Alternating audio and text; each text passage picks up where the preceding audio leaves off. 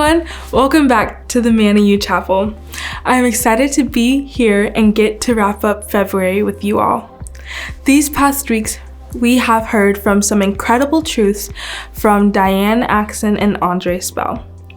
Today, we are hearing from Ethan Fillinger, who is a senior here at Manna University in our divinity program and staff member here as well, working in our distance education department. Ethan is here to share insights he has learned about breathing and how it can draw us into deeper intimacy with the Lord.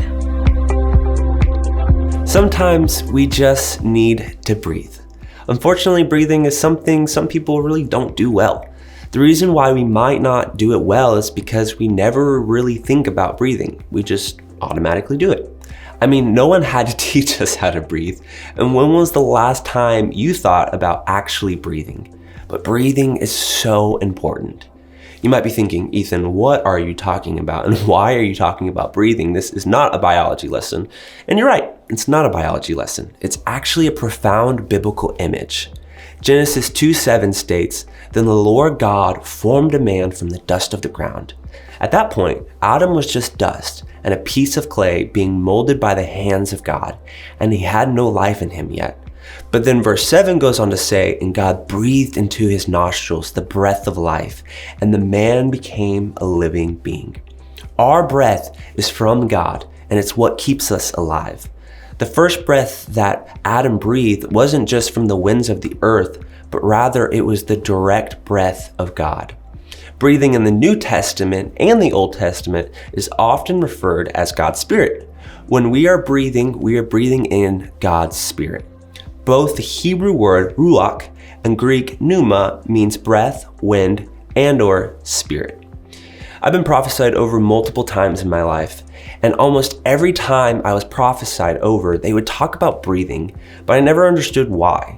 Anytime I would think about the prophecies, that would be the one thing that I always came back to and asked, God, what does this mean?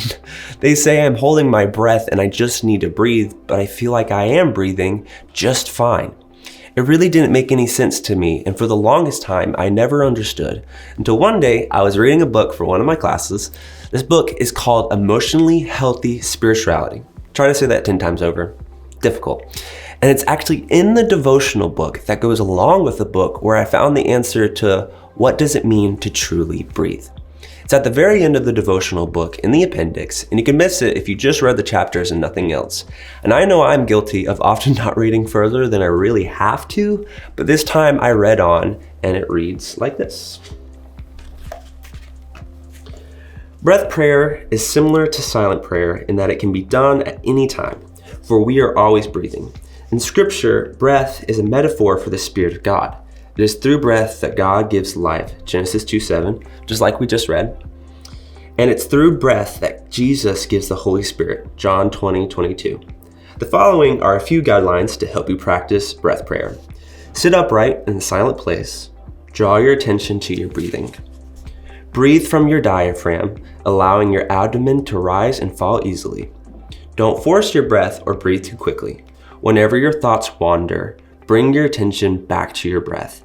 As you inhale, ask God to fill you with the spirit of life. As you exhale, release anything that is not of Him. When your time of silence is over, pause to thank God for your time with Him.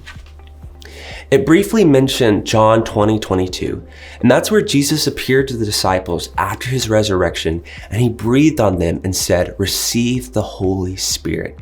See, there's so much power in the discipline of just breathing. Through reading the breath prayer, I realized that God wanted me to experience the fullness of His Spirit.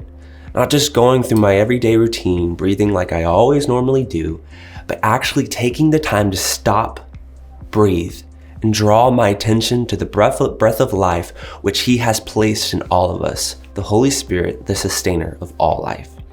There was so much peace and unity that with the Lord that I was missing out on because I was just thinking, or I wasn't taking the time to rest in the presence of the Lord.